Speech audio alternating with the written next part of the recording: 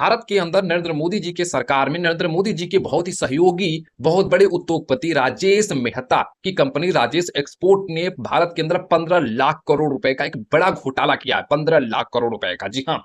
इसमें 90% भारतीय लोगों का पैसा डूबा है।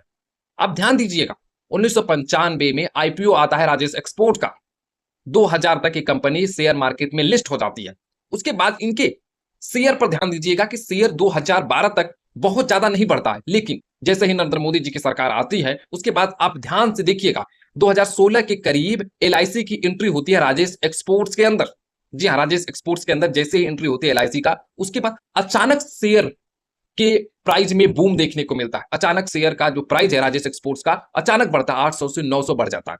धीरे धीरे एलआईसी और ज्यादा शेयर खरीदती चली जाती है और इनका प्राइस बढ़ता चला जाता है, 800 से 900 हो जाता है।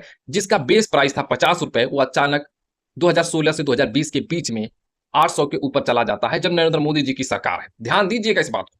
फिर जब ये घोटाला सामने आता है, धीरे धीरे उजागर होता है, विदेशी लोग अपना पैसा निकाल लेते हैं इस कंपनी से, क्योंकि रेड फ्लैग दिखाई दे रहा था शेयर मार्केट के अंदर 2020 से लेकर 2024 तक। तब भी एलआईसी ने ध्यान नहीं दिया। 1500 करोड़ रुपए एलआईसी के डूब गए हैं। एलआईसी एक सरकारी कंपनी है, इस बात को याद रखिएगा।